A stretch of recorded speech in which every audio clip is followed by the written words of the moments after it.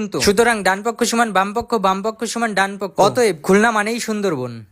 ভুলভাল প্রমাণপত্র প্রমাণ করতে করতে চাস্তো ভাইয়ের সাথে চলে আসছি ডাকবাংলা। ডাকবাংলা অটো থেকে নেমে আমি আর চাস্তো ভাই এক বিশ্ব পণ্ডিত গুরুর সাথে দেখা করার জন্য দাঁড়িয়ে আছি। চাস্তো ভাই বলতেছে, কোথায় তোমার গুরু? এত সময় তো আমি আমার গার্লফ্রেন্ডের জন্য অপেক্ষা করি। অতি সময় অপেক্ষা করার পর গুরু এসে হাজির হলেন আমাদের মাঝে। তো ডাকবাংলা থেকে গুরুকে উষ্ণ অভিবাদন জানিয়ে নিয়ে যাচ্ছি হাদিস পার্কে। চাস্তো ভাই বলে, ভাই ওই যে তোমার গার্লফ্রেন্ড। আমি বললাম, আমার গুরু কোনোদিন প্রেমে অংশগ্রহণ করেনি, আর তার শিষ্য হয়ে কিভাবে আমার গার্লফ্রেন্ড থাকবে? চাস্তো ভাই বলে, কও কি ভাই, আমারও তো একই লাইন। গুরু বলে উঠলো, সে আবার কোন লাইন? পাশ থেকে কাকা বলে দিল, সুজা এই লাইন। কাকার দেখানো সোজা লাইন ধরে চলে আসলাম হাদিস পার্কে। কার জীবনে যে কত দুঃখ তা 3 সিঙ্গেল আল্ট্রা প্রো ম্যাক্স একসাথে হলেই বোঝা যায়। হাদিস পার্কের বাইরে ঝিলমিল বেলুন দেখে চাচু ভাই বলে উঠলো, জীবনে কোনো পুকি না থাকায় এই ঝিলমিল বেলুন গুলো আর কেনার শখ পূরণ করতে পারলাম না। এদের কষ্ট দেখে যেন নিজের কষ্টই ভুলে যাচ্ছে। এই জন্যই কবিগুরুরা বলে, জীবনে কিছু বানাও না বানাও, কিছু সিঙ্গেল বন্ধু বানাও, যাদের ডিপ্রেশনে নিজের ডিপ্রেশনই ভুলে যেতে হয়। পুকি না থাকার এক বুক বেদনা নিয়ে চলে আসলাম হাদিস পার্কের ভিতরে। বন্ধু বলে, চল তো জিজ্ঞেস করে আসি ওই মেয়েটা কেমন আছে। আরে মির্জাফর রে, তোর সাথে আমার দেখা হয়েছে 7 মাস পরে, তুই আমাকে জিজ্ঞেস করলি না যে আমি কেমন আছি,